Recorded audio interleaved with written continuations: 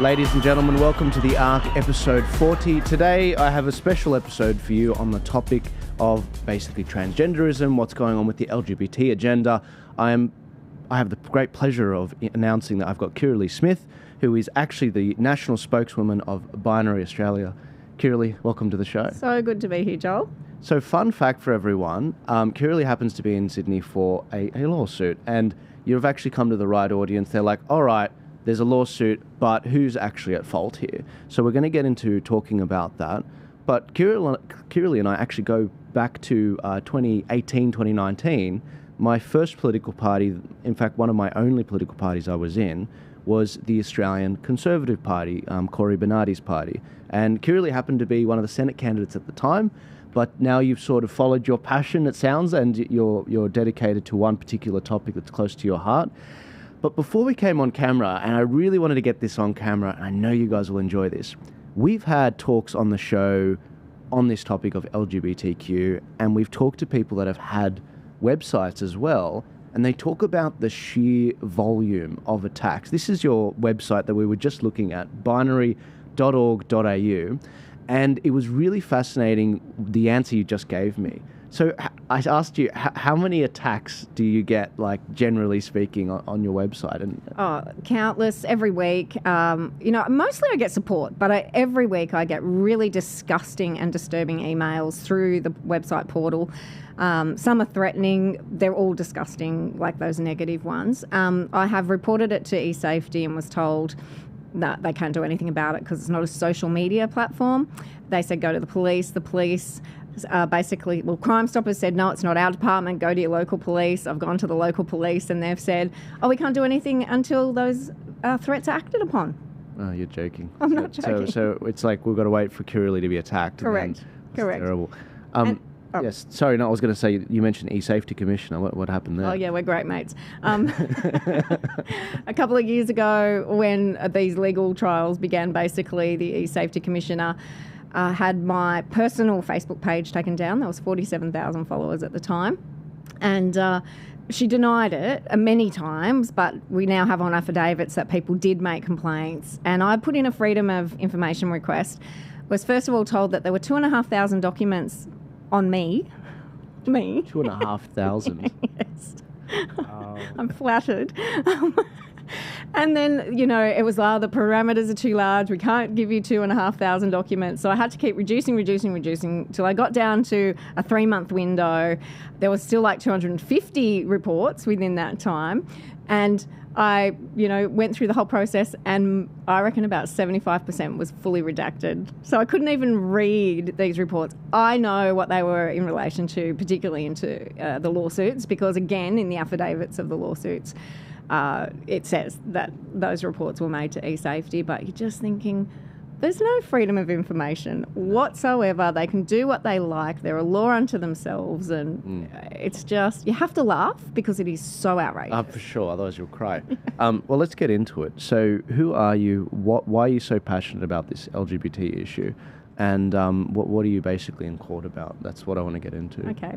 So there's so much in that question. I'm 53 years old, so I've got a lot that I can say about myself. Let me simplify it. Yeah. So you're someone that is essentially at a time in your life where you really don't have to be engaged in politics. You could just go on a farm and relax. I am on a farm. Go on a farm and just stick to yourself. Yeah. And a lot of people listening to that would be like, that would be a lot. That wouldn't be lovely. But you're not. You're actually engaged in what's happening in politics. Why is that? Something disturbed you, or? Sure. Well, I'm very much an accidental activist, is what I've said. I mean, now I'm intentional. But this goes back to 2011 when I first heard, I had my 3 little children. I had fostered other children. I really was just living on the, up in the bush and doing my own thing. But I went to a conference and heard Mark Dury, who's a fantastic Islamic scholar. And he mentioned halal certification. That led to me going, well, I do the shopping, I'll look into it. So for the next 10 years of my life, basically, I was caught up in exposing this scam. And it was very accidental. I didn't mean to do it. It just happened. I ended up with a very large public platform at the time. And, I'm a very opinionated person and can talk a lot. So I did share about things outside of halal certification. And as a result, I got involved with the Australian Liberty Alliance at the time, which is fabulous people. They were really smeared in so many ways, but just awesome people. That was a great experience, an introduction to politics. And through that 10 years, I became friends with Cory Bernardi. We got a Senate inquiry happening into halal certification, all of those sort of things led me to the Australian Conservatives. But through all that process, I think I realised that the system is so broken. The political system is really broken, and I'm not designed to fit into that broken system. Through the same-sex marriage campaign, I advocated for equal rights for everyone under law, but I said if we redefine words like marriage, we have to redefine other words. So, I had a lot of lesbian and gay supporters at the time, because I wasn't saying you can't be gay or lesbian if you want. It's not my belief, it's not my experience, but I'm not going to take that away from you. But as a Christian, I think God gives every adult human freedom to make those decisions. And so, I advocated for that. I had some videos that went like 2 million at the time. That's a lot of people. Huge.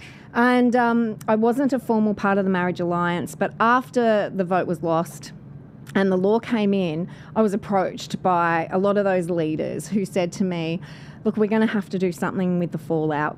I'm not the only one who warned about these things, obviously. Lots of people did. They said, would you like to basically pick up the mantle, and we'll create this organisation called Binary, and we'll take the fight. And I think the most surprising thing is how quickly Australia has decelerated or devolved into this situation now where the word woman has literally no meaning and no legal protections. We have a situation where children are now called mature minors. We have a situation where organisations, we can't say birthing mothers. We have to say, birthing people or womb havers, or it's just insane where we've ended up. But it's what we warned about as a result of that same-sex marriage campaign. I was going to say, tell me a bit more about your background. So you mentioned you're on a farm now. Was that always the case? I've lived on 2 farms, but also just in a regional centre. But also, I have a Bachelor of Theology that I got a long time ago now through the church. It's more than me, so that's pretty good. The Churches of Christ in New South Wales. Never wanted to go into pastoral ministry. It was the historical aspects, but also the personal relationship and understanding the Bible. I wasn't brought up a Christian. We ran a farm for 5 years. It was like a retreat place for people in crisis. Fantastic. Then we fostered children, had our own children. And I guess that just became a little bit of life as usual. I homeschooled all my kids. Love homeschooling. So if you want to talk about that, we can. I'm such an advocate. I'd love to. Absolutely. Yeah. And, we run a small business in our area, and we've been on this farm now for 10 years. And I'm a flower farmer in the morning and an activist in the afternoon. God bless you. No, God bless you. Honestly, I think we need more women involved in politics for sure, because I think what it does is it adds a lot of steel to the spines of men.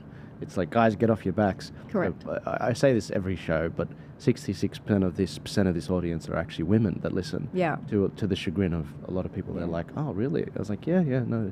I found that especially during COVID, it was women and grandmothers, mothers and grandmothers that were the ones waking the men up and saying, hey, they're coming after the cubs. We have to protect the cubs, because women are still attuned to their, for the most part.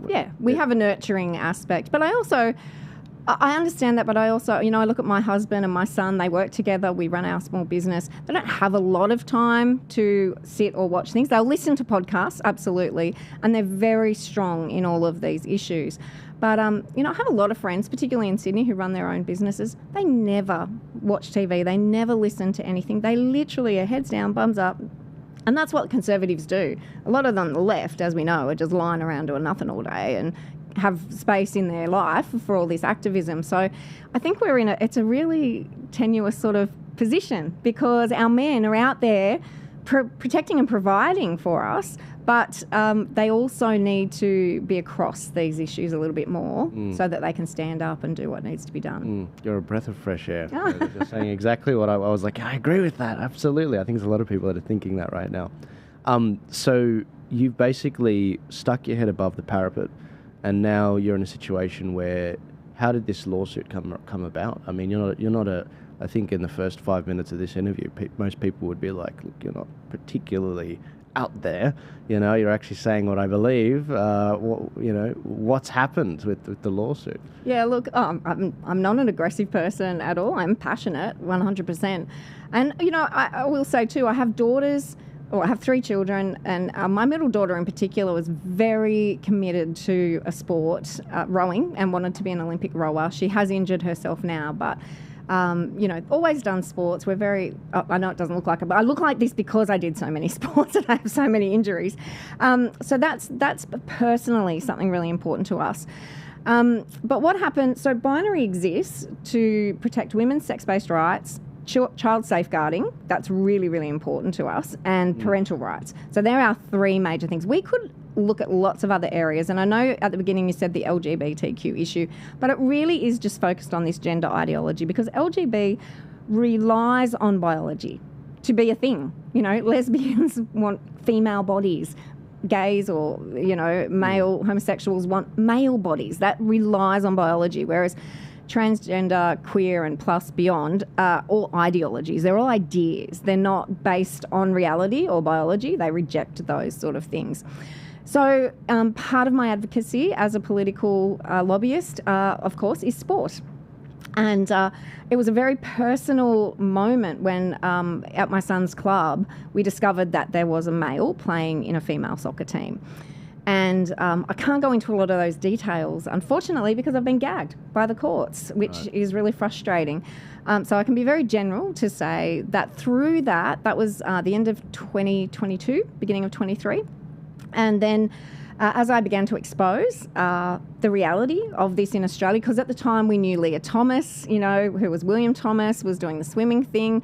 There were examples around the world, but this was here in Australia, in my backyard, affecting my family, that my girls, now didn't want to go and play in that club, etc. I was then contacted by many people in Sydney saying, oh, you've only got 1. We've got like 6, Wow. 6 males in this one competition. Yeah. I was contacted also through other sports, AFL, basketball, cricket. It was happening in many sports.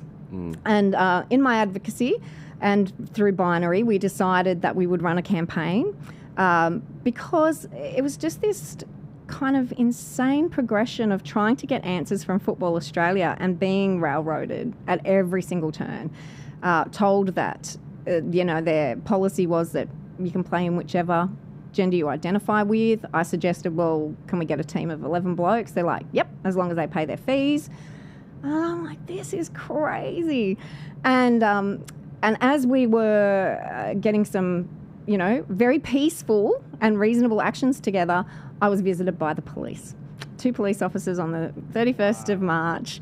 And it was so surreal. Why police? Like, that's usually criminal, right? Yeah.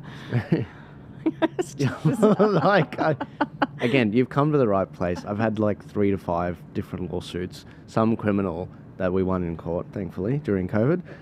But so, look, to a lot of people in this audience, they're like, all right, look, let's hear her out. Because I'm a very threatening one. 100%. You're the huge threat. We require police resources to go to your house. Yeah.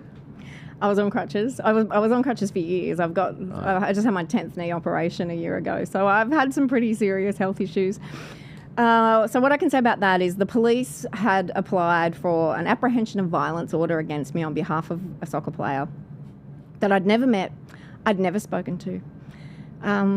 Apprehension of violence. What? It's like a binding resolution. Yeah. I'm sorry, Kirralie. I'm sorry. I'm going to get in trouble if I say too much. No, that's all right. Only say what you can. Yeah. Obviously, this is a pre-record. Yeah. Look, the police. It was a very surreal experience. Right. They were very serious in issuing me 2 summons that day. 2 different. They were bringing one of the applications. There was also a private one that they handed to me. It was a bit cheeky and asked them, are they really going to go home and tell mummy how proud they were of their police work that day, that they were telling a 52-year-old woman that she can't call a male a male. Like, seriously. Anyway, that process went on for months. The AVOs at that time were withdrawn, but another one was applied for after that. I'm now under a 2-year apprehension of violence order. That's all I can say. Then 2 soccer players also brought vilification complaints. They took them to the Anti-Discrimination Board in New South Wales, which they accepted. They referred that to NCAT, which is the New South Wales Civil and Administrative Tribunal. We went through the whole process there, and that was basically denied because we put on what's called a 78B notice, so that there is an applied freedom of political communication. I'm a political lobbyist. Binary is a registered third-party political campaigner. So they weren't able to hear it because of jurisdiction. And so both of them then applied in the district court. And I've just come off 2 hearings from both of those players, alleged vilification, and the consequences are going to be quite serious if I'm found guilty. The decision will come down in July. And there is another case which makes up the 9, like there's been all of these, that I'm, again, not allowed to talk about, but I was successful in. So that one settled out of court, basically. But it's been a wild 2 years. It's, just over 2 years now. All in 2 years? Correct. 9 in 2 years, Correct. Essentially. Yes. $175,000 in legal costs so far. Oh, that's it, 175. We're across 9, including settlements and... Yes, but there's still there's still many in process. So I haven't got all the bills yet, and I have to raise every single cent myself, whereas the other side are all taxpayer funded, pretty much. Well, look, I obviously we've got a lot more for this chat, but that's why I brought up your website binary.com for people to donate specifically to, because Rami, have you got a spare 200 plus K you can just spend to say what you believe to be true? Yeah, what's your Bitcoin wallet? What's your address? I'll say. What's her address? A Bitcoin address. Bitcoin address. I was just like, what's her address? I was like, Rami. She's married, Rami, all right? So again, you got to laugh at this stuff, and this is why I was laughing before, because it's just ridiculous. Like, this is stuff that was perfectly fine to say yesterday, and it was perfectly weird to be like, that's unusual, and now it's like that lands you in court. And the thing is, you are in a position where you're actually quite connected. I wouldn't say that you're perfectly placed, like you're no Clive Palmer or Gina Reinhart that's just 200 k's water off a duck's back. But also, is this also happening to people on the ground where they just get sort of cudgelled? So what happens, I alluded to earlier, was like in terms of something like Football Australia, they just threaten people. They just say, if you oppose this policy, we'll refer you to the Anti-Discrimination Board. And obviously now pretty much most people involved in these sporting areas are watching what's going on with me, and they're like, nope, like we're just going to hang back and see what happens to you. Yeah. And I'm fine with that to a degree. I think if everyone stood up, we wouldn't be here. Yeah. It wouldn't be the issue. It's frustrating, isn't it? It is frustrating. And let me be really clear. I'm not saying I don't want these men to not play soccer. It's just we have male and female divisions for a reason, because there are differences in our anatomy and in our biology, which we all know. Yeah. So create a competition for them. They can play in the sex of their birth. They can play in mixed or open competitions, but they don't belong in female sport. And I don't think that's an unreasonable claim, obviously. I will not back down from that very sensible statement. And as I said, I've never threatened anyone. I'm never rude. I don't swear. Like I'm quite, polite, really, and factual. I always base everything on evidence-based facts. And this is the reality that we're now facing. Can I ask, you've clearly got no sense of self-preservation. Where does that come from? That's a good question, and it's true. My faith. I'm a Christian, and, first of all, my personality, I was the kid. It's not fair. Like, that was me growing up. I have such a strong sense of justice and fairness. Yeah. I have an incredible husband and family who are 100% supportive, and we're all on the same page. But my faith just says, You know, I don't know what your audience is like, Joel, but for me, the Bible is really clear and says Jesus said of himself, he's the way, the truth, and the life, and no one comes to the Father except through him. So the truth isn't an idea. Truth is not relative. Truth is truth. Truth has a name. His name's Jesus. So I'm like, I can stand for the truth. That's easy. And I think, you know, the days we're living in, and increasingly there is this really sharp division, and I'm really disappointed in the churches overall in Australia because they keep within their four walls. They say that they're preaching the gospel, but the gospel is Jesus. He's the way, the truth, and the life. And they're not willing to step out and actually proclaim, well, hang on, this is the truth. They won't come out. They're starting to come out on the like sanctity of life issues, which is fantastic and really, really necessary, but we need a lot more to come out. And then this issue, to me, you know, right there in the beginning, God said, male and female, he created them. And that's very, very good. It's really simple. And it's been confirmed by science, as has most things, I will say, in the Bible. And so this is just, it's a no-brainer to me. And it's almost, like, okay, do what you want to me. It's just money, or it's, you know, lock me up if that's what you think is going to change it. But it's not.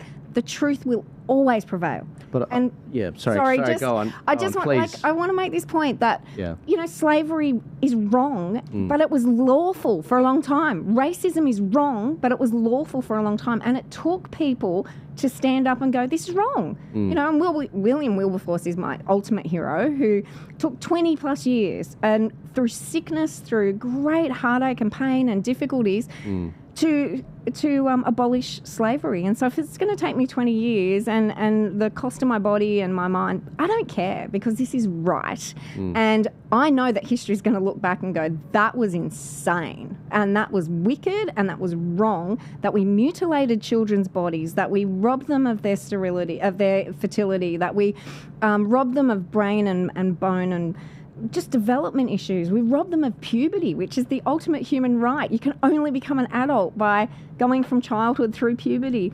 So all of those things, I just think, I'm right. I have nothing to fear. Like, nothing to fear. I'm right. And so come at me. I don't care. It's not going to change my mind, ever. Well, you've come to the right place. The audience is quite Christian, and many of which Middle Eastern, that were at Dr. Joanna Howe's protest. Right. She was there. You were there. You were there. I mean, I saw you there in her videos. Yeah. I mean, were you shocked by the makeup of the crowd? And I was really delighted. Really, yeah. No, I wasn't shocked, and I'm saddened that there aren't more. Western Christian. There's another one on the 7th of May, right? That's going to be. Is that right? Bigger. Actually, no, I think you're right. I got a text last night from Dr. Joanna Howe. 7th of May, is it? I think it's the 7th of May. Fantastic. Right, that'll be interesting right after the election. Yeah, so no, the failure of the churches. I mean, how could the churches allow the churches to be closed? They weren't even closed during the wars, but they were closed during COVID. Absolutely. And they set up vaccine hubs at the churches and the mosques and the temples, and they took money. They took grant money. Grants. They got bought off. They always have this sort of, in the US, they dangle over them, you're going to lose your tax-deductible status if you don't do same-sex marriage, you know, services, and initiate them. And so I look at this, and I totally agree. It's downstream. This is what our bishop says, Bishop Murray. He says, you know, they say that politics is downstream from culture.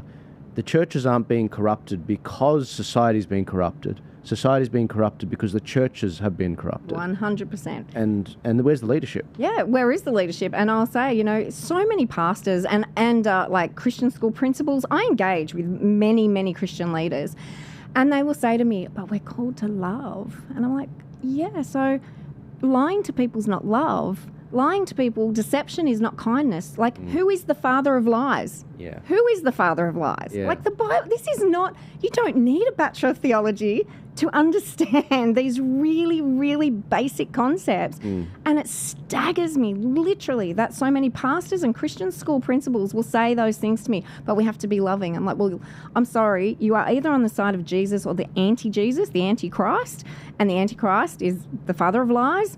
He is the deceiver. He's the accuser of the brethren. He does all of those things. Like, it's so 101 Christianity. Yeah. And that's the excuse they hide behind. And I think it's disgraceful. 100%.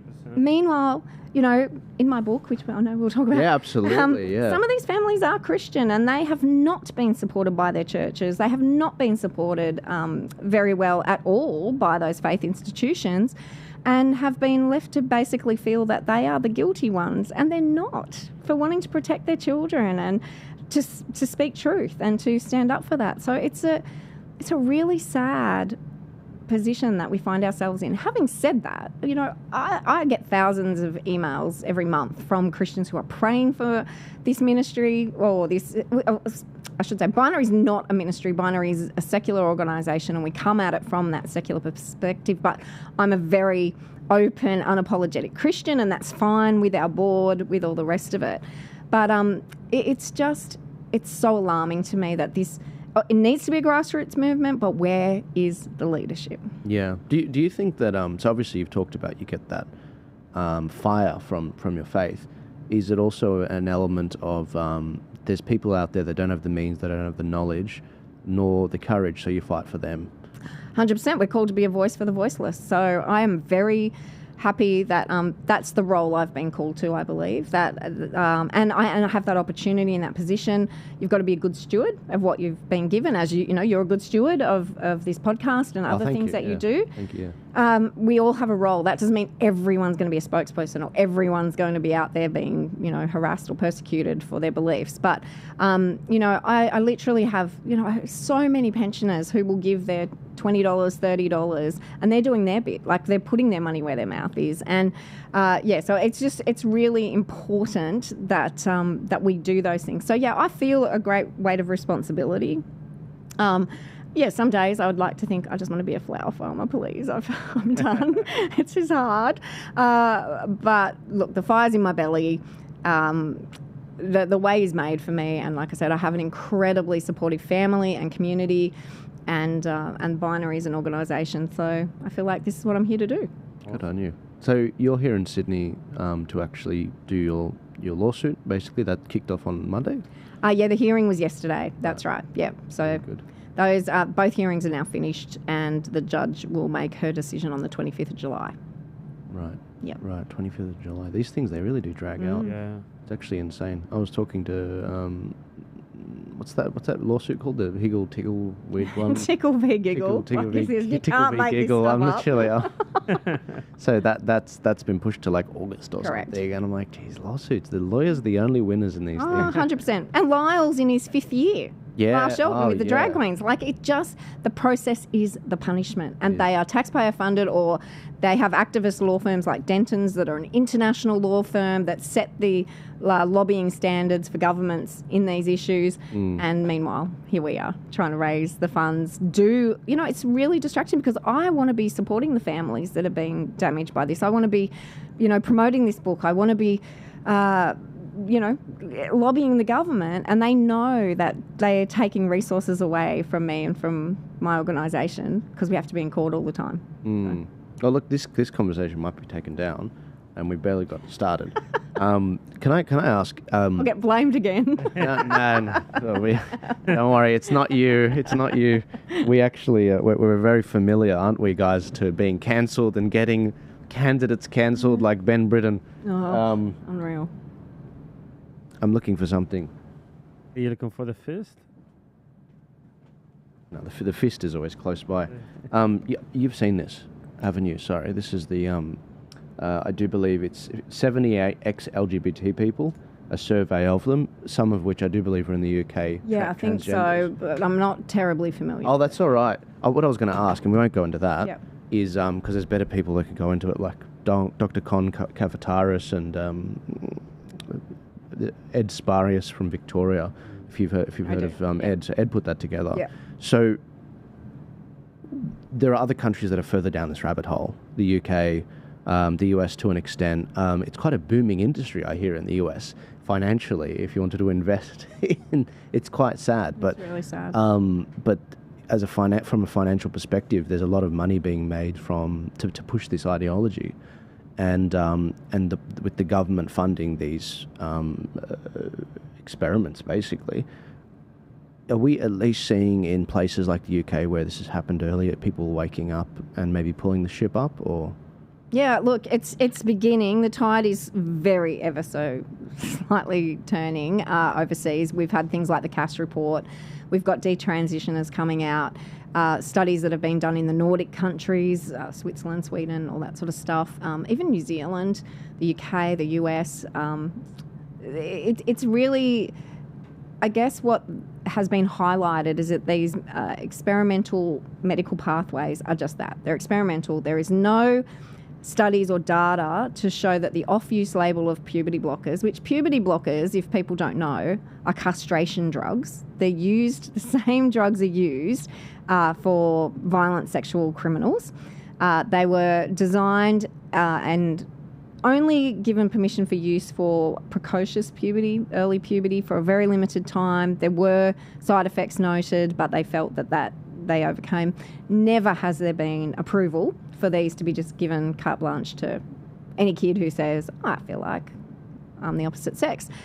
And having said that too, I grew up as a kid in the 80s and 90s, a teenager, and it just staggers me because we did so much work in those years, and people older and wiser than me at the time, to really dismantle stereotypes and say girls can be anything and be a tomboy, that's okay, and wear what you like, have short hair, whatever it was. And now we're back to square one saying, oh, well, if you fit this stereotype, you have to medicalise, you have to have intervention. If you're a boy that likes pink, well, let's cut off your penis and stop you going through puberty. Like, it's just insane. If a boy picks up a doll one time. Yeah, exactly. Why can't we say you're going to be a great dad? Play with the doll. That's awesome. Yeah, There's nothing wrong with that. Anyone that has older sisters, because this happened to me. Yeah, when they dress, you too? Oh, God, thank God you backed me up on this, Rami.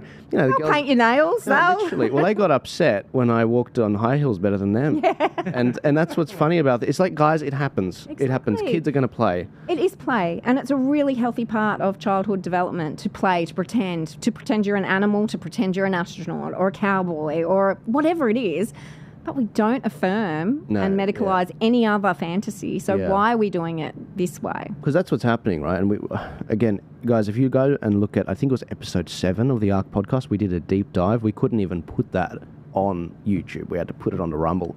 So the Ark episode 7, we did go into this, where a teacher would be watching a child play in school. This is some European countries. And the boy will pick up a doll one time, and then there's like an intervention in the school behind the parent's back. Correct.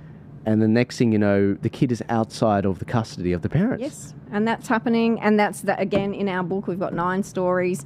And these families they're just like you and I. They would do exactly what anyone else would do. If a child is struggling with something, go to a medical professional or talk to their school or whatever. But the schools in particular in Australia are really full of activists going behind parents' backs and leading these children, grooming these children, I will go as far to say, and saying that, this is how you do it. This is how we can separate you from your parents. This is how you get to be free.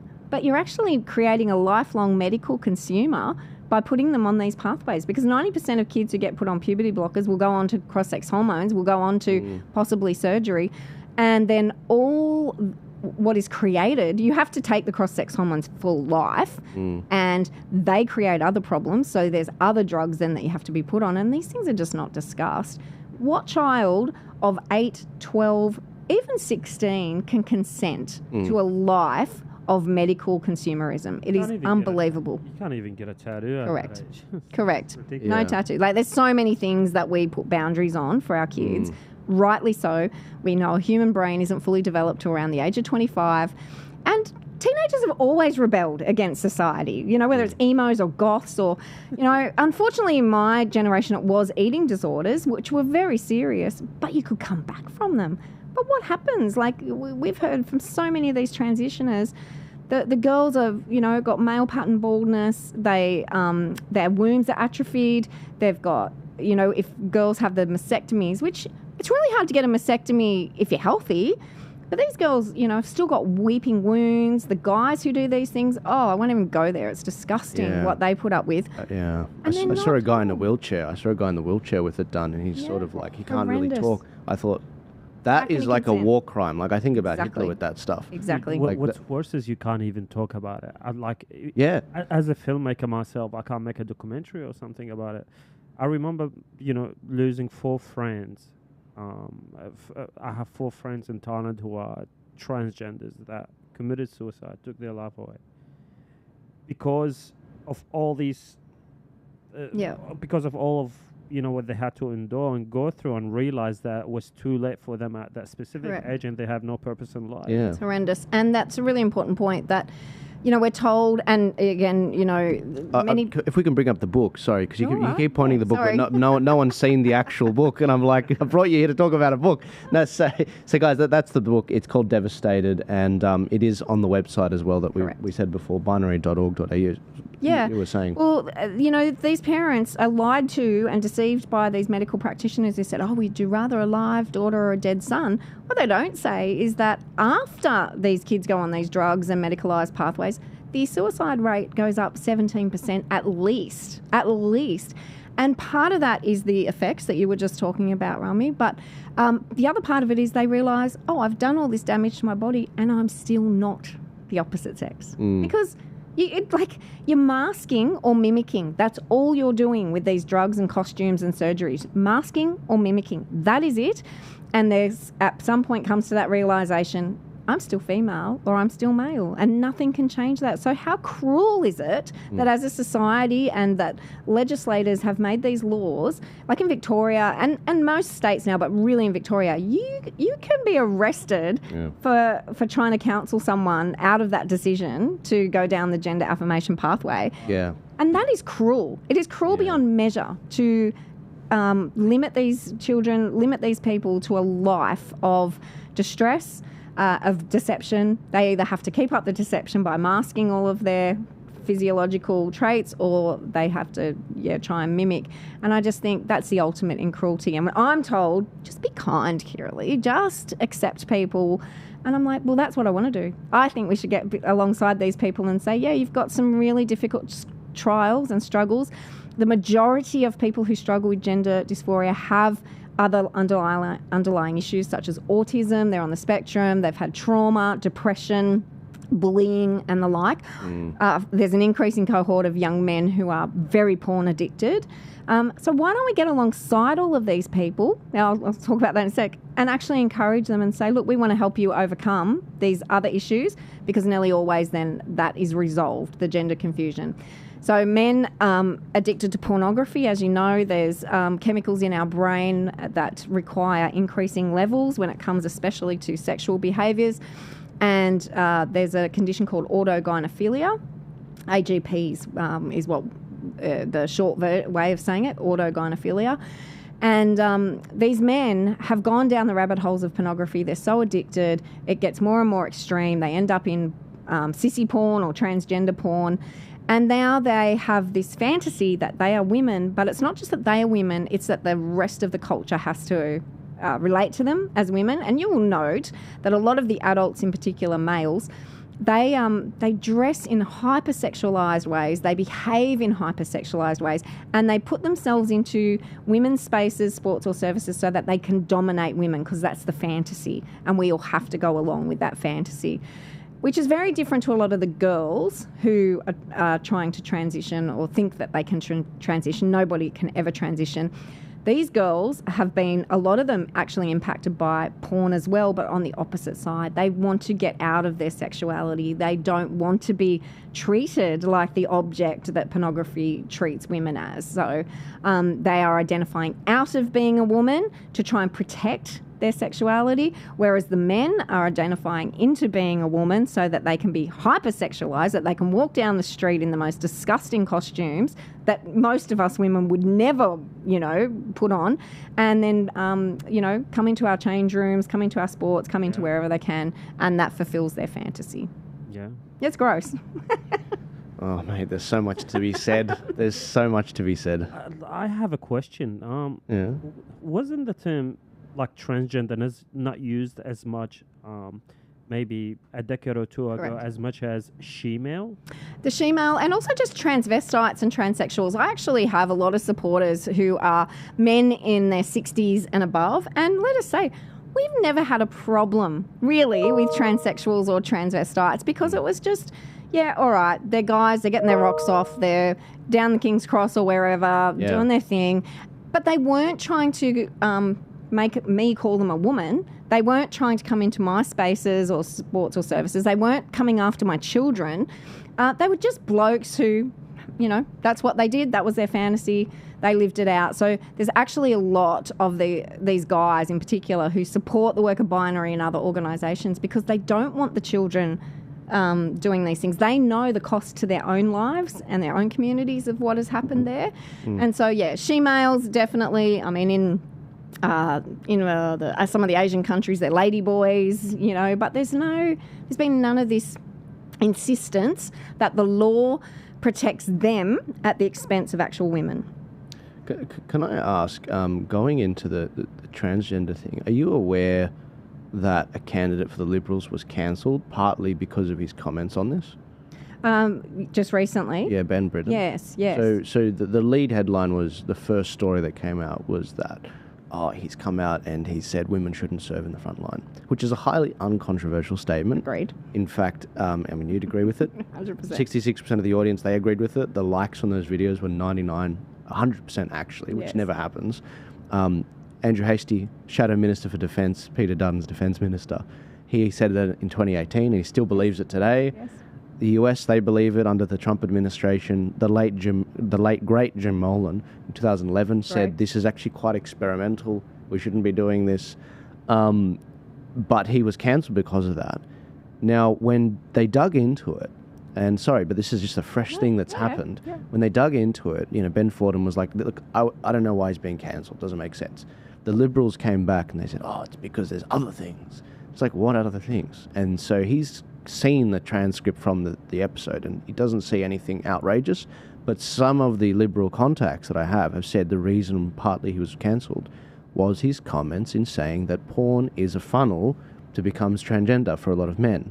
But that's exactly what you've just said. It is, and it's 100% true. And there's documented evidence. I don't have it off the top of my head, so please don't ask for it. Of course. But, you know, even organisations like Collective Shout with Melinda Tankard-Rees, they do a fabulous job. Lyle Shelton's sister, Letitia, does work in this area. I think that's her name. But yeah, there's a lot, and Dr. Helen Joyce herself and other people in the UK. The links are undeniable, and really all you have to do is go onto social media and see the accounts of a lot of these men, and they're there in their bra and undies, if they're in their bra and undies at all. They're being perverse, they're being gross, they're being hypersexualized, and by their own admission, they're addicted to pornography. So it's not... Look, and unfortunately in our culture, I remember doing a post maybe 2 years ago about the harms of pornography, particularly to women and children, and I was absolutely smashed, and I was stunned. That was probably one of the most shocking moments of my whole, public life, I guess, just to think, I can't believe how many people are defending pornography here, knowing that, and I will say this, sex is not a spectator sport. It is designed to be fabulous between a married couple, and that's it, and it's not meant to be viewed. I also think that a lot of guys who watch porn end up thinking they're homosexual or whatever because they're being aroused by seeing a male body, but it's just not true, and it's doing so much damage, and I will come out and say it. I won't apologise for that, and I think it's absolutely disgusting that these Liberal candidates in so many areas keep backing down on so many issues because they're afraid of the media, they're afraid of left-wing commentators. And I think, guys, just stand up for what you know is right and true, and you will get the votes. Absolutely, we saw it with Trump. We 100% saw it with Trump. And you don't have to dwell even on these things. I was so disappointed with Peter Dutton when someone asked him early on, wasn't it? I don't think the campaign had even, the federal election been called, but it was a few weeks ago, and he said, no, they have no intention to change or protect sex-based protections in law, and he wanted to get on with the cost of living. And all he had to say, and all the Liberals have to say is, Men are not women. We need to protect women's spaces, services and sports. Now let's get on with the cost of living. Right. That's it. They don't have to say anything more than that, but they refuse to do it. They won't do it. And this is what frustrates me. So with a guy like Ben, and forgive my rudeness, because I'm actually going through the transcript trying to find, I was actually going to play it, but I can't find it. This is a part of the problem, isn't it? The moment an accusation's thrown out there by the mainstream media, who hate Dutton anyway, they're going to nail him anyway, they just, quickly, what do we have to do to make this go away? It's this whole immediate gratification almost thing, where they're not like, hang on, what's happened here? There's a due process. This is how we conduct ourselves as a liberal party, a professional statesman party. But it's not. It's like, rush it out. They don't stand for anything. And when you press them, you're the head of a third-party campaigning group. This is your issue, binary. And they don't stand up for it. I mean, what else are we to make for it? It's like, do you want my vote or do you not? Correct. And if you're going to lie about this, you're going to lie about everything. We already, they have the worst reputation on earth for being liars. And if they can't say that a woman is an adult human female and no one can change their sex, well, of course they're going to lie about everything else. And we saw that. What I'm stunned at is they didn't learn from the John Pizzuto Moira Deeming episode. Like, I am absolutely like, how stupid can you be to not understand that was just a schmozzle that never had to happen. And the Liberal Party have suffered tremendously because of John Pizzuto and his leadership team. All they had to do is, come out and say, we were wrong and Moira was right. And all the women at Let Women Speak should be allowed to speak. And that was it. They're not learning the lesson. Peter Dutton is, I don't know, what is he trying to be, Albo 2.0, which is like, why would you want to do that? It's worse. That's it. It's so worse. But let me say, the National Party, which are part of the coalition, have taken a very different tact. And I am really surprised and pleased with their approach. And this is right up to David Littleproud. From the grassroots levels, they have listened to the grassroots. They have said, yes, we need to get sex-based protections back into law. And they've made it part of their national policy.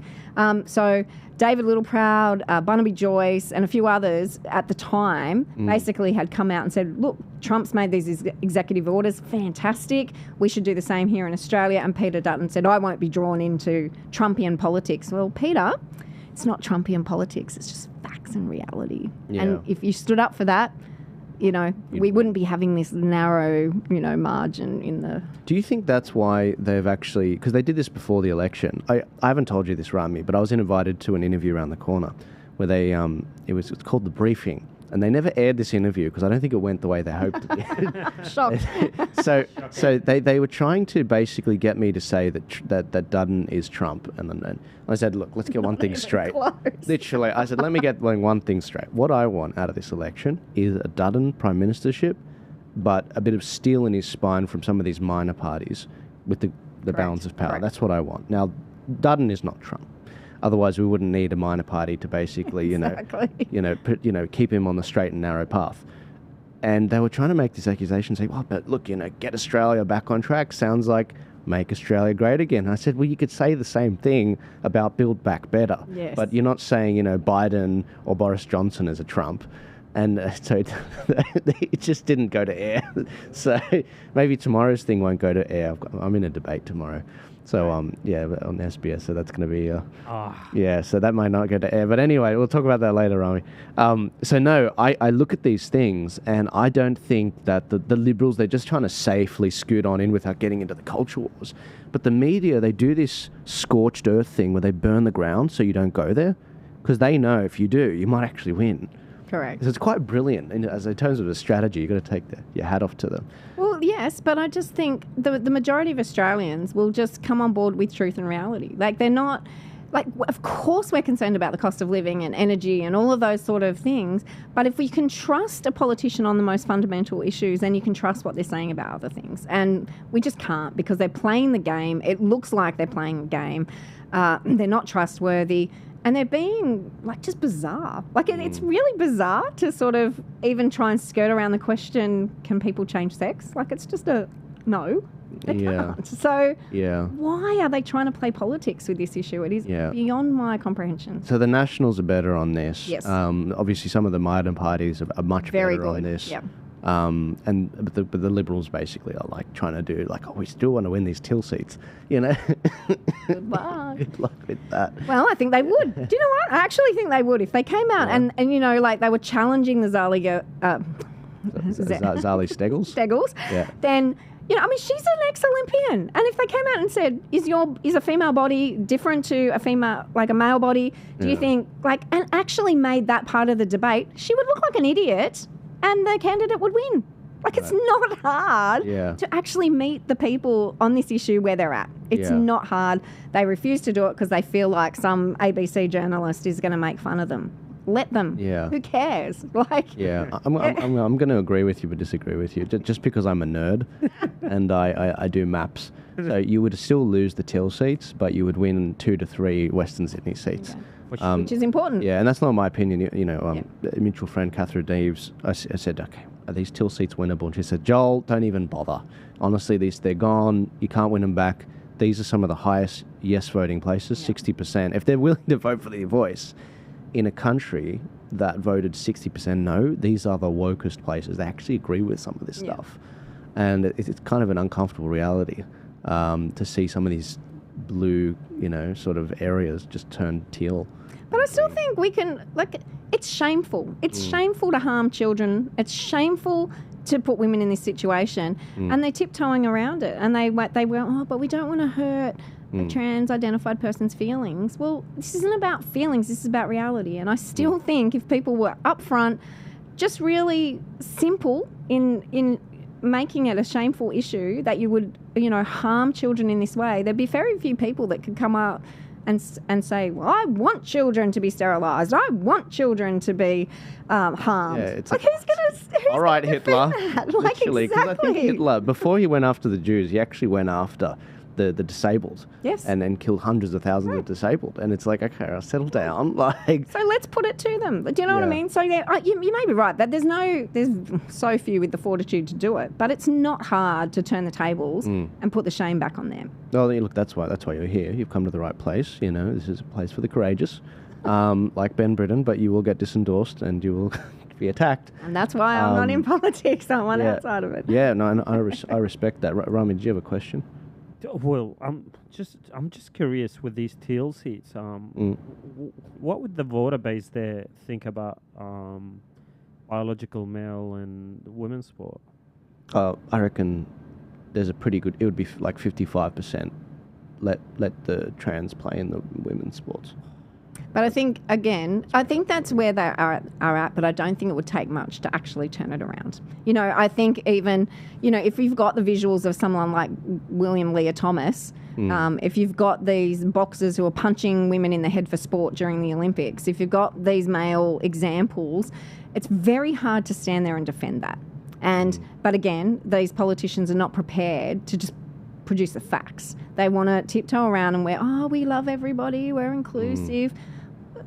You can't. You just can't be inclusive of everything. And bad ideas, this isn't just a bad idea, this is a cruel idea. This, like you say, it's causing extreme harm. So why don't you call it for that? And then make them defend that position. Make the teals stand up and say, I don't mind women being punched in the head for sport. Like, that's not going to win votes. That is never going to win votes. I honestly think that's what won Trump, Michigan, and Pennsylvania.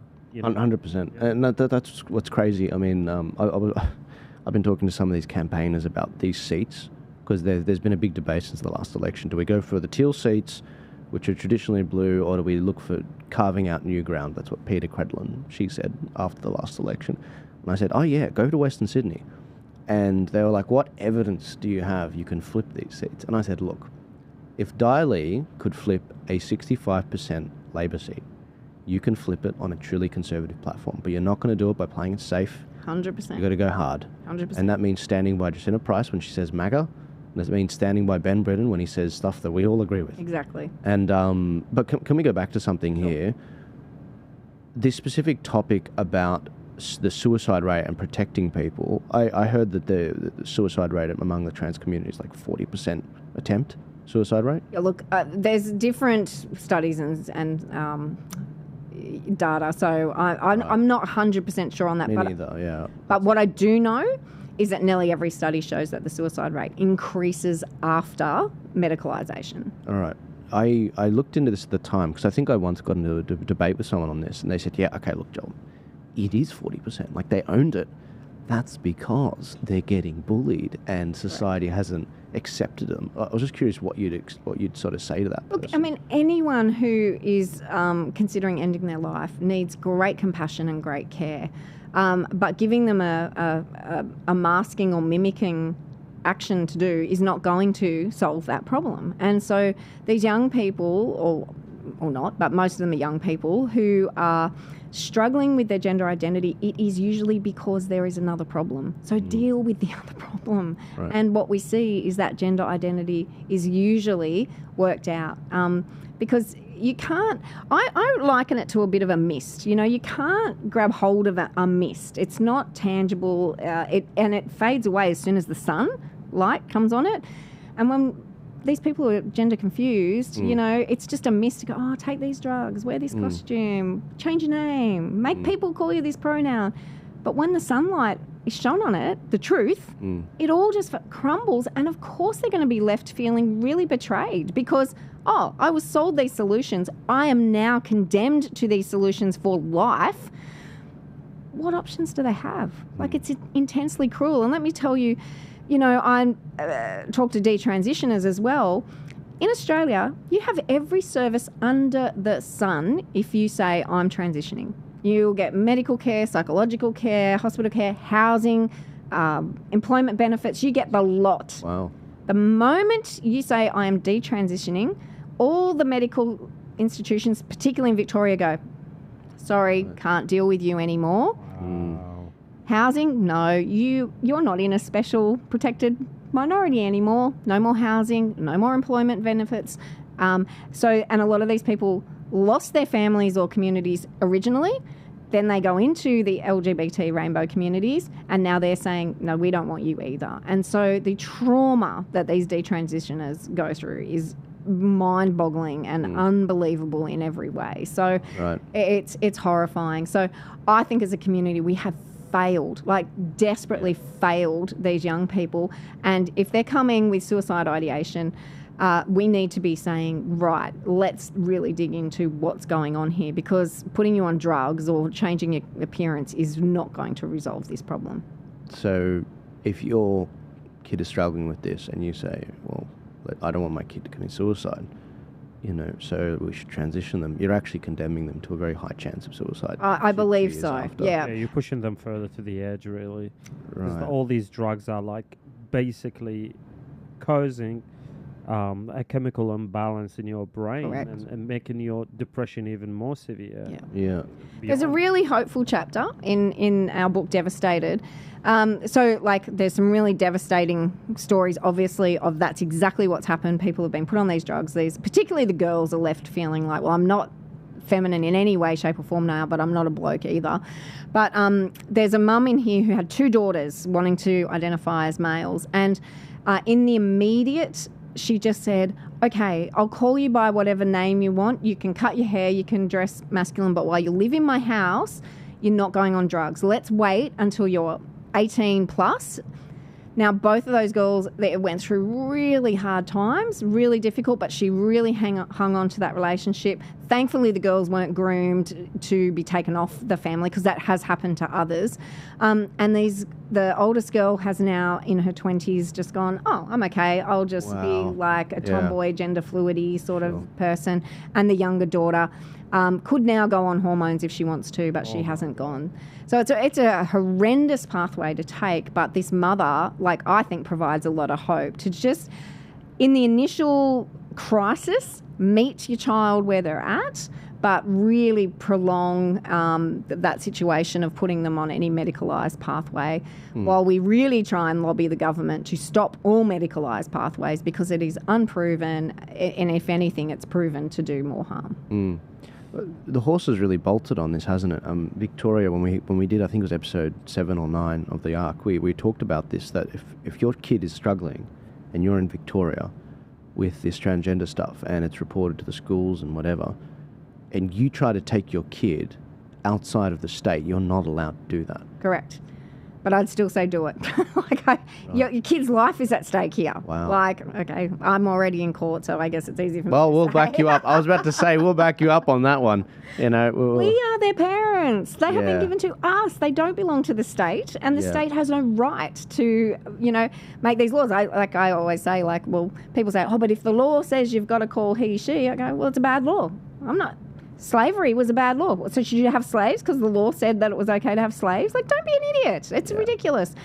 And again, the trauma that these families are experiencing, I don't want to sound flippant because it's really hard, but do whatever you can to save your child's life because they've been given to you. You love them more than anyone else on earth. There's no government agency that loves your kid the way you do. So look after them and do that.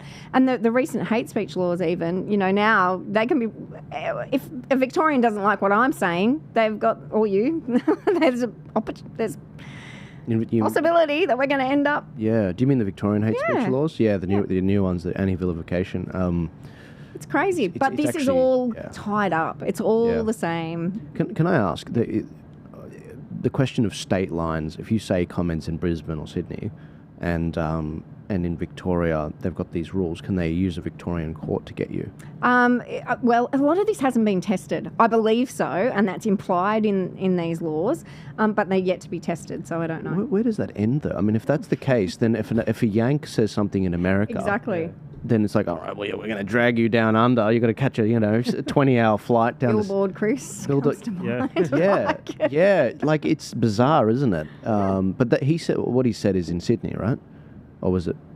No, he wasn't here. He said it about an Australian. I think it was if I'm not mistaken, it was in Queensland, the first case, and Victoria. Well, it might have been the case there, but what he said as a Canadian in the US at the time, I believe, was about an Australian. And Elon Musk, like the E-Safety Commission is trying to get him.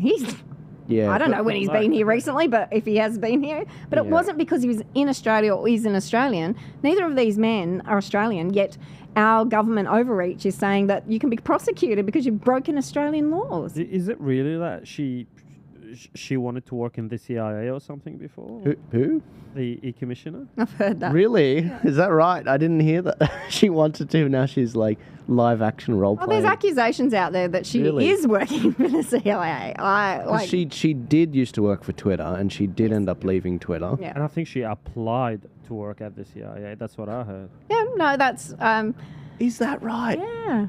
There's a senator I'll put you in touch with. I don't know if he said it publicly, but he's told me that. I need to know that because you know why, Rami? When I got back from the US, I listened to Mike Benz speak over there. Right. And he explained how USAID, which isn't about really USAID, it's literally about, it is the funding arm of the CIA when they want to fund things to destabilize. So they funded basically to go after Bolsonaro and also these fact-checking organizations around the world to actually simulate how do you take down a MAGA movement. So if she is in that, it's like, oh no, I didn't get the job, but I am sort of, Nothing would surprise me. Yes, I need to know because this is what we're dealing with. We could be dealing with foreign money. I don't think we are because we've got enough of the slush fund in Australia to fund it ourselves. But she's found a place at the trough. And she's using the opportunity, right, worst insult to a Middle Easterner, describing someone as a pig. But no, she is a pig. She's a foreigner coming here and censoring Aussies and interfering in our democracy. I mean, we saw that, with the misinformation bill, with, what she said about COVID. And the worst part was the job was created thanks to the Liberals. So I just fact-checked what I said. Yeah. Okay. Here we go. So Julie Grant herself has stated she was offered a position as a case agent with the CIA after graduating from the university in the early 90s. Right. So she goes way back. Right. Let's talk about your book. Okay. So you've alluded to the fact that you've got a bunch of testimonies from people, which I think is really invaluable. What specifically are you hoping that Mothers Women Australia gets from it? Yeah, look, so it's 9 different families that have shared their stories. There's a lot of similarities, but there's also, some pretty significant points of difference. But the similarities are that their children all either had trauma or abuse or some sort of online grooming and addiction. And this is the pathway they've gone down, where they've been utterly betrayed by the government, by the health system and the education system. And that is the common theme in all 9 stories. We've put it together for several reasons. One is there's been no Australian focus. You know, we've seen things come out of the UK and the US in particular, but there's been nothing in Australia. There's so many topics we could have written about, but we really feel like these parents are the most vulnerable and voiceless. Besides the detransitioners, they're also very, very ostracised and don't have a voice. But these parents don't have a voice, and they have been only 3 or 4 out of the 9 will talk publicly, but the others are still in a very precarious situations where their children could be taken away from them, they could lose their jobs, they could be very seriously harmed by being public about these things. So the first thing was to give these parents a voice, because they're the forgotten ones in all of this. These parents have tried to talk to politicians and have been ignored, basically. So we have given a copy of this book to every federal MP in Australia. Wow. And we have given it to several senators, state members and things as well. We sold 1,000 copies in the first 10 days, which was fantastic, and it's continued on since then. And so what we want to do is raise public awareness and compassion for these families, and we want to use it as a lobbying tool. They're the 2 primary aims that we have with this book, because we need to document what's happening in Australia. We need to document the fact that youth agencies, school staff, medical practitioners are doing the wrong thing by these families. We need to have it in writing. A week or so ago I was in Perth. There was a doctor there who's an ICU specialist. He had treated a girl who ended her life. It was absolutely tragic. And part of her story is not in this book, but was similar to these stories. He's taken 10 copies of this book to issue to other medical practitioners and the chief medical officer in Perth. And that's what the book is for. It's to say these are real stories. These things are happening. You can't deny someone's testimony and lived experience, which is our, trendy word used against terminology used against us all the time. Yeah. And so, that's the primary thing that we want to do. It's the most harrowing project I've ever been a part of. It was, it took nearly a year to put it together, because obviously we're dealing with very raw and vulnerable things. I did have some counselling through that. I haven't had counselling since I was in my 20s, and my counsellor had to have counselling. Wow. As a result of the things that I shared with her, because obviously we couldn't put everything in the book. But the stories that we did, she was so traumatised by the stories that I was sharing with her. So this is a very serious book. My husband, when through the process, like he'd come home, how's your day? I'm going, I can't even talk about it. I did share some things, but then when the book was done, I said, here, read this. And he took it to bed to read, and he literally threw it across the room and said, I'm not reading this at night. Like, it makes him as a man and a father so angry, so left him in such disbelief that he could only read this book in the morning because it's so harrowing. And I say to everyone, that's the emotions we feel, but the people in this book can never just close the book. They actually have to endure this and live this every single moment of every single day of their lives. I can close the book, I can move on, go and do something else. They cannot. And so what are we doing? Like, what are we doing as a nation when we're ignoring these people and rejecting them and lying about them? How would you even do an audiobook of this? I don't think you'd get through it. It would be very hard. It would be very hard. But I think it's really necessary. I'm not an author. I'm not a book publisher. That's also why it took us so long, because, we're political lobbyists. That's what we do. Sure. I looked into the audiobook thing, and it's a bit hard here in Australia. Is it? Yeah, you've got to have an agent, I think. Well, that's what we looked into. It's very easy to get it self-published, put it on Amazon, do all of that sort of stuff, but to get into audio, what's it called? Audible? Yeah, Audible. They only do it for Americans, maybe the UK, but other countries you have to have an agent who will get you through. So we may do that in time, but at this point we haven't done it. All right, maybe we've got to speak about that off camera, because we want to make it as accessible as possible. Fantastic. I mean, I can't tell you the last book actual book I read. It's usually when I can't find the audiobook. Yeah. It is available on Kindle, but not audio. So we would love to get that on. And I'm sure there would be someone who could voice it. Well, reach out to them, guys. You know, the website is binary.org.au. Whether you want to support them, whether you want to buy a book, or whether you want to let them know, hey, I can do what you just said. I just can't believe it's happening. I mean, ever since I left school, believe it or not, only in 2015, I've been trying to work out where are the adults.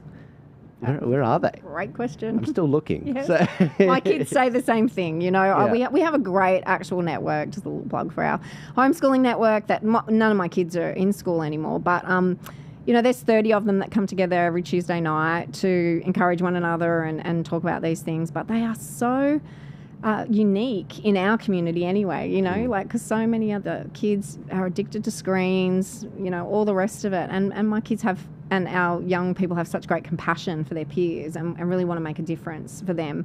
But you're right, like, where are the adults? My generation even, well, it's quite divided. There's a few of us, but not enough that just... I think in Australia that our culture has been like it's you know, it's beer, footy, fishing, beach, you know, and work, and that's it. And we haven't been politically engaged, and we've been asleep at the wheel. And so the few of us that have been awake and have been warning for these things, you know, I think about the whole Islamic thing that's going on at the moment in Australia, and I'm going, oh, we were shouting into the wind in 2011, and there were many people before us that were warning exactly what's happening now. And it's hard and it's discouraging in many ways just to keep going, but we have to keep going. But it takes so much time to wake people up, and that's the really difficult thing. But can I actually, I forgot to follow up on that. You mentioned you went after the halal certification, and just by accident, you were just sort of looking into it. And I remember at the time Corey talking about that during the time. Obviously, he was being informed by researchers like yourself. What happened with that? Because my understanding was, okay, a portion of a lot of this halal certification money, so when you go and you buy something that's, for example, Australian owned, there's a percentage of that goes to the certification. You have to get your product certified. So what was happening with a lot of meat and other, you know, has to be prepared a certain way, in a halal way. You know, for example, when you have halal meat, the calf, one of the things is the calf has to be facing Mecca when it's slaughtered, and it's got to be bled a certain way, and they have a certain way of doing things. Did you end up finding that some of this money was actually going to terrorist organisations, or was there just a big question mark? No, there's no question at all. So we found a lot of things, and as I said, ultimately there was a Senate inquiry led by Sam Dastyari, out and proud Muslim. And let me say, I don't have a problem with people following religious requirements for their diet or whatever it is. What we had a problem was companies were being told they had to pay these fees, even on products that were already naturally lawful for a Muslim person to eat. But also that most abattoirs in Australia were being really strong-armed into this. The fees were not consistent. There was a lot of bribery going on. So in that Senate inquiry, headed by Chairman Sam Dastyari, 9 recommendations came out of that. They all agreed on them, and it was to bring much heavier regulations. Normally I'm against regulation, heavy regulation, but this was really necessary because so many people were being taken advantage of. I spoke to company directors that were told imams would come into their companies and say, if you don't pay this fee, we will out you as racist and bigots. And no company in Australia wants that label. No. So, you know, there was hearings all over the country. It was a really big thing. Fantastic recommendations. And then Malcolm Turnbull came into and then they never executed it. So it's got to be... just swept it under the carpet. So we're going to have to pick up on that at some point. Yeah. That's ridiculous. And now today, and what we did find out was most of the halal organisations in Australia are run by mosques and madrasas and schools, and there is no delineation then between funding organisations such as Hamas. So a lot of that funding does end up in the hands of militants, activists, all the rest of it. And there's a few private certifiers. Who knows who they give their money to? But again, there's no money trails in that sense, but we know that the Islamic schools, the Islamic mosques, the connections that many of them had, that's exactly where the money was ending up. And it was in 2015 around, it was like $1 billion industry. So who knows how big it is now. Wow. So there's a shakedown happening basically. Yep. And the worst thing is the product itself, although might be halal certified, it's not halal. Correct. It's not halal. Correct. At the end Well, at the end of the day, they were saying that the vaccines were halal. There's like there's human DNA in the. They were saying, look, I remember in was it Indonesia or something, they came out and said, oh look, the vaccines aren't halal, but in order to beat the pandemic, we're just going to put that aside. I mean, and I thought, you guys are full of crap.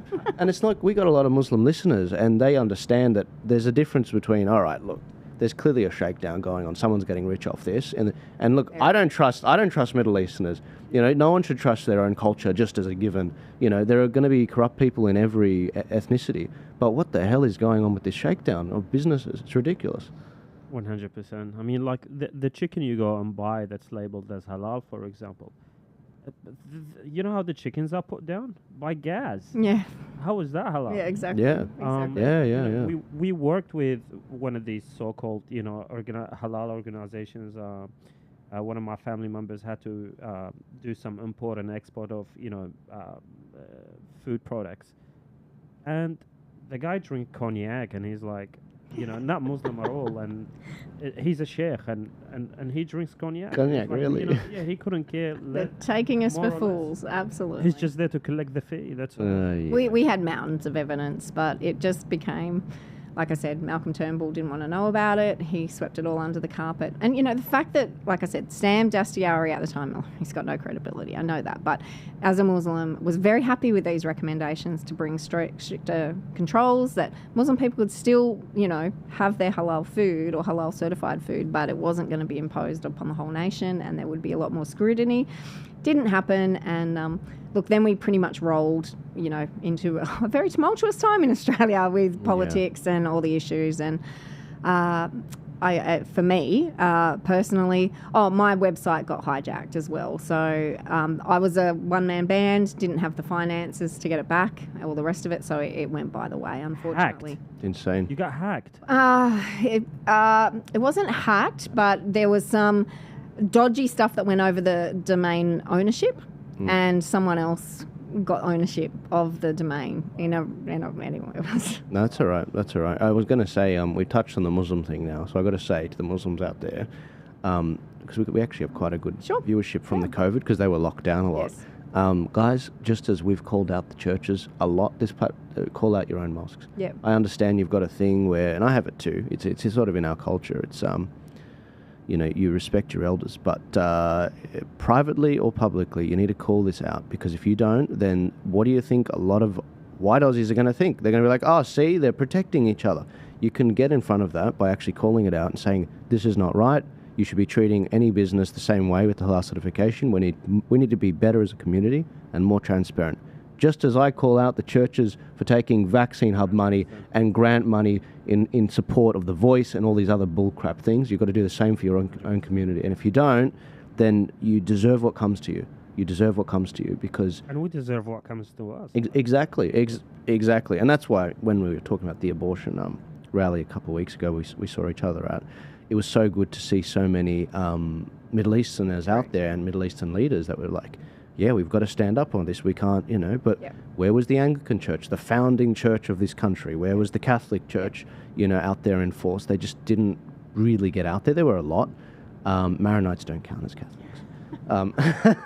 The Maronite history was burned by the Catholics. And let me say it, and again, there's parts of the Islamic ideology that I'm very opposed to, but I'm not opposed to Muslim people. There's a very big difference in that. And there are a lot of Muslim people who actually subscribe to binary, because, of course, it's an issue. I've said all along, gender ideology is not a respecter of politics. It's not a left or right issue. It's not a ethnic issue. It's not a socioeconomic issue. It's not a religious issue. It's just a basic, fundamental human issue. So. We covered a story back in episode 9 where I said I've been reached out to by the family, a Muslim family, where at the school there is a transgender boy that is using the women's bathrooms in Western Sydney. Like, this is a powder keg waiting to blow up. And forgive the pun. And the problem is, in Western Sydney, these girls, the girls that cover up, they can't go into their own female stalls. Terrible. And it's the only place they can take off their scarf, adjust themselves and do what they need to do. Because there's a guy in there. So they had to all go on the other side of the school to the only safe for them to change the nurse's bathroom, so it's always got a line. It's like, this is what's happening across the country. Exactly. And so, I totally agree. This is something that, Muslims aren't happy about. And people like Chris Bowen, he voted for same-sex marriage against his electorate. Yeah.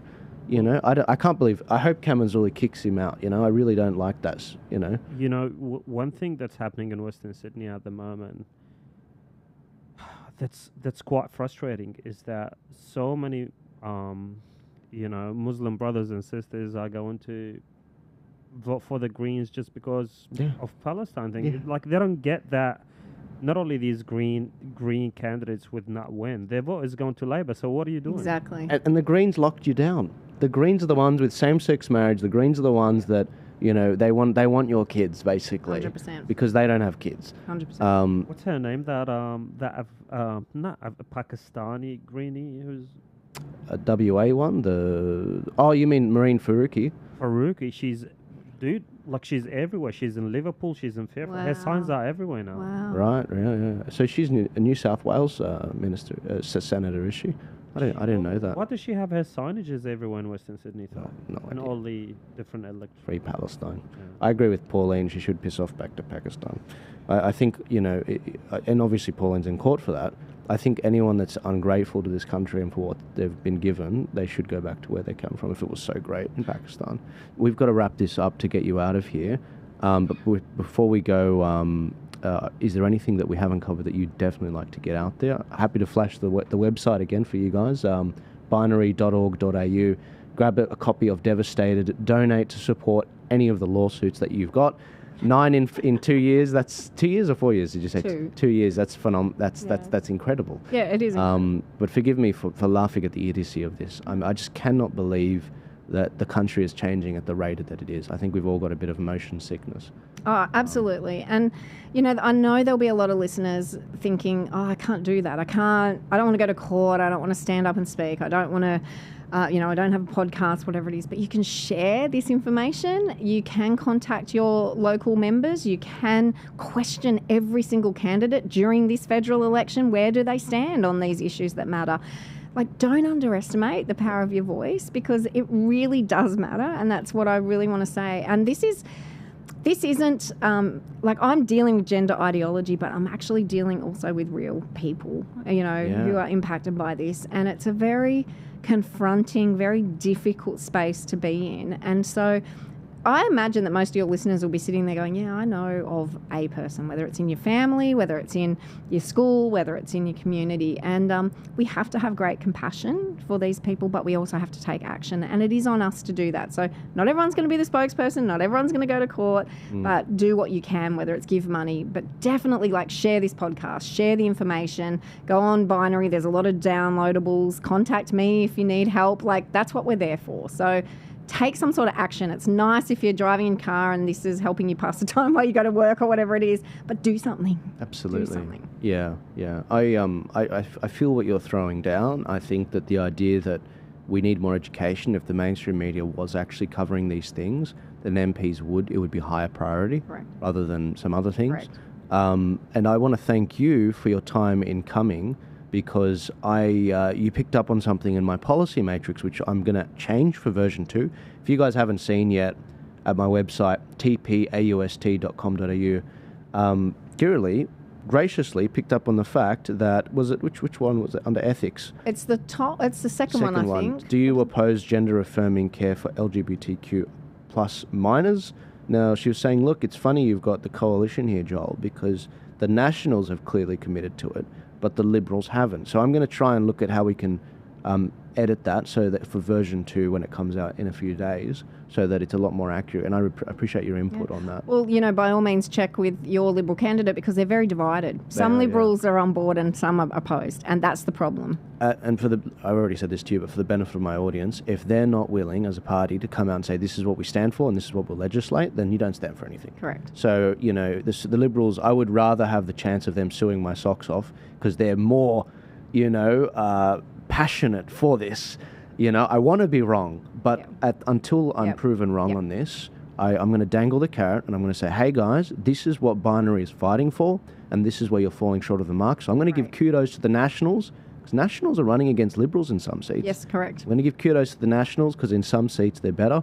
But this is where the bar is and you're falling short of it. And that's why Australia, you are losing your kids. Yeah. Kirralie, thank you so much. I'm going to provide everyone the links in the description, but I appreciate you coming to the studio. And I hope that this is a very fruitful trip for you. And I'm going to send you home with a few gifts. And use this podcast, whatever you want, whatever clips I'm going to make available, and get it out there because I think I truly respect what you're doing. You're a tough cookie. There's a lot of women out there that are going, yeah, go Kirralie. You're saying exactly what I'm thinking. And I just take my hat off to you. God bless you. Ditto. Thanks for what you guys are doing. But thanks for having me. Appreciate it. My pleasure. Ladies and gentlemen, I'm about to wrap this up. If you want to support this podcast, you can buy for as little as $4 a month. Buy me a coffee. The link is in the description. You can become a regular member, join our members' live streams, which have been a bit on hold recently because of the actual election. It's been a bit nuts. I've been trying to get these projects out to you, but I appreciate those of you that have been patient, those of you that have been supporting, and we've got plenty of great content coming up. I will see you guys later.